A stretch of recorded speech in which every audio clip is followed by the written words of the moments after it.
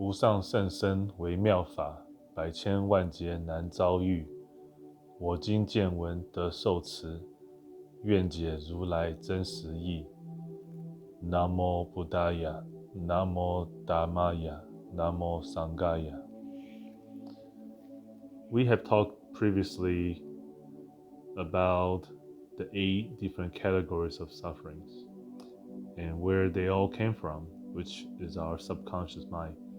Now we are going to talk about the method to eliminate it. In Buddha's teaching in Chinese, first, I will then translate to English for you. 勤修戒定慧，熄灭贪嗔痴。勤修 means practice hard, continuously. 戒定慧 means discipline. Ding means stability. Stability is referring to stability of mind and action and speech. Or sometimes in Sanskrit we say samadhi. In Chinese we say samodhi. Hui means wisdom. The wisdom that we are talking about here is not the thinking intelligence, the intelligence that you develop by knowledge, by studying of books, of things, that you observe. 勤修戒定慧 means practice, discipline, lead to stability. Therefore, you develop wisdom, the wisdom of your original mind. Okay. 熄灭贪嗔痴. 熄灭 means put out fire or eliminate. 贪嗔痴. These are the 3 sources of suffering, or 3 root to suffering, or could lead us to be reborn in hell or lower 3 rounds.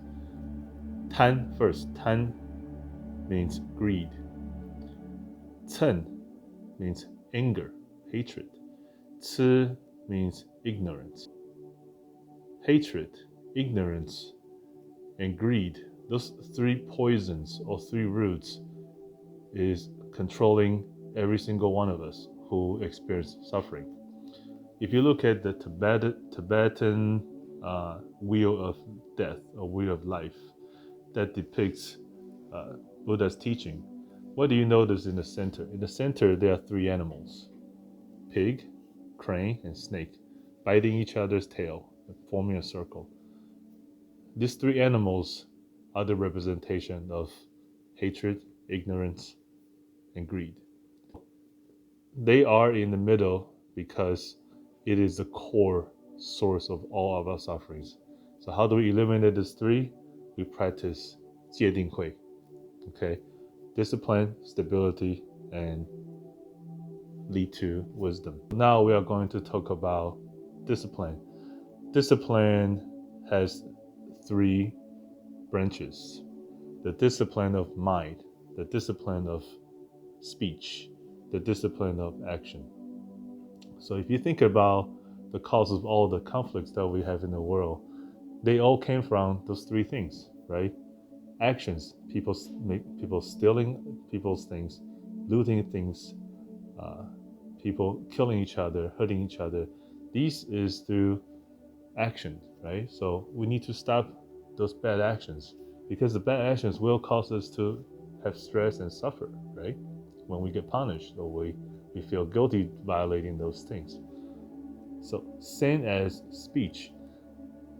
Many wars and fights and arguments came from somebody said a wrong thing to you, right? Or you to others, causing the other person to hate you, or likewise.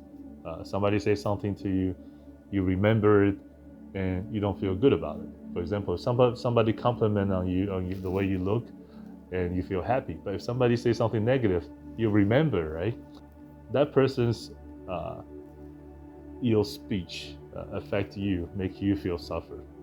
And you do the same to other people, sometimes knowingly and unknowingly, subconsciously. So the power of speech is very important, and if we don't control well, it could lead to our suffering as well as other people's suffering. Where is the source of all the suffering? Again, is the mind, right? So everything starts with your mind. Can you say something or do something without actually thinking about it first? consciously or subconsciously, you cannot, right? For example, a very simple movement of picking up this cup, you must have formed a desire to do so before your hand picks it up, right? If I want to say something, before I would say it, my mind must trigger it first. So it came from the mind, or you can call it came from your brain. Of the three type of things that we have to control, our mind is the leader. So the commander, the leader is here that commands our speech, commands our body. So if this is the enemy that you have to overcome, you can conquer the mind, therefore you can conquer the speech, you can conquer the body. So our ultimate conquering starts with the mind. Okay.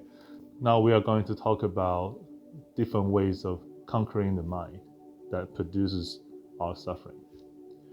The way that we'll do it through Buddhism's teaching is by meditation.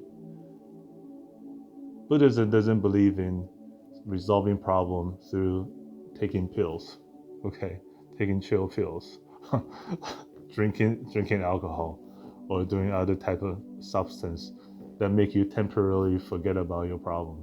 Because once you're awake, guess what? You will experience the same problem again. So can you forever be in the control of substance? That's not the ultimate solution. Okay. While you can argue some of the medical substances can help you relieve pain and suffer, but according to Buddhism, that is not the ultimate solution. The ultimate solution has to be provided by every single individual, himself or herself, who experiences suffering. In other words, it's an inward solution that everybody must do in order to eliminate that individual's source of problem. Outside external help can only assist very little, not much, very little. So ultimately, you are the one that have to help yourself, or we are the ones that we have to help ourselves. Okay, there are many ways of discipline the mind, and we are going to talk about meditation according to the Buddhism technique. Okay, Buddhism, the principle of Buddhism is really to help us eliminate suffering, awaken our mind. That's basically what Buddhism is. Buddha means the one who awakens, enlightens. It has very little to do with religious aspect. It has to do with the philosophical aspect, which is to teach us how to help ourselves. Right? Meditations have, in general, two phases. The first phase of meditation is called Tranquil Meditation, and the latter phase is called the Insight Meditation.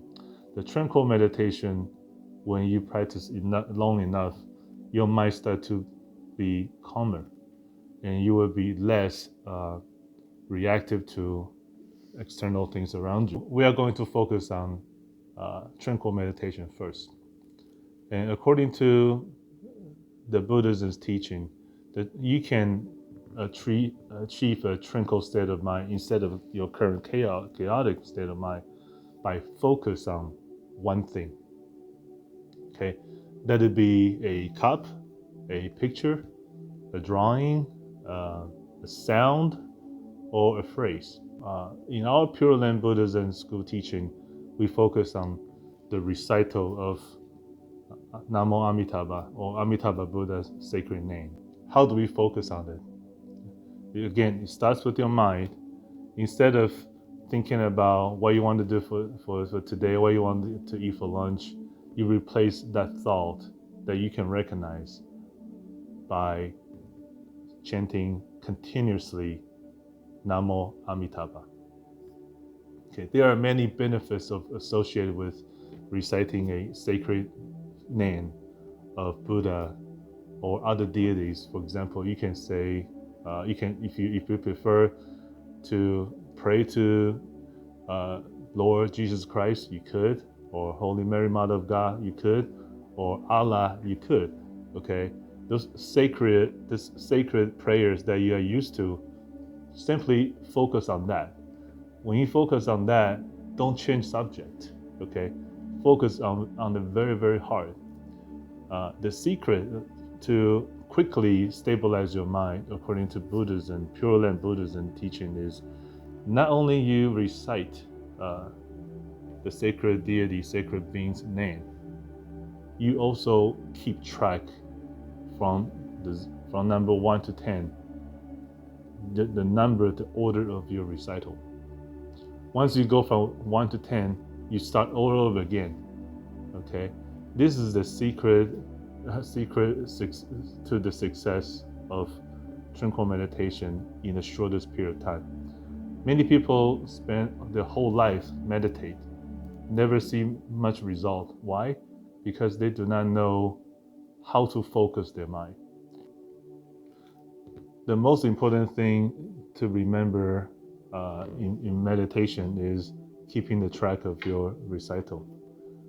If you are able to memorize it where you are, guess what? Subconscious thoughts will not enter. If you lose that focus, that's when your mind starts to flow, to follow how it normally takes you. The key is focus. Focus on the order of recital. Okay. Today, that's all we will talk about is the Tranquil Meditation technique through recital of Namo Amitabha. But again, you can replace it with your preferred prayer. And as soon as a couple months, you ought to feel a difference. Okay, you should feel that your mind starts to be calmer. You're less agitated by your normal worldly thoughts, and you're a happier person. Even though when you encounter some negative situation, your mind will not be as disturbed as you once were before. So work hard, continue this practice, prolong it, don't let it stop. It is easy method. However, to actually carry out the practice, it requires a lot of effort, our lifetime effort. One more time from Pure Land School of Teaching, we simply say this: we only want to have the thought of Amitabha and nothing else. That's a very extreme statement taught by Master Yinguang Dashi. I hope this benefits you, and we will continue to talk about the subject of meditation. Meditation is not a very simple subject to talk about because it has so many phases, so many techniques, so many things to watch out for. We'll end here today, and we'll continue to pick it up in the near future. Thank you. Namo Amitabha Tathagata. Namo Shakyamuni Tathagata.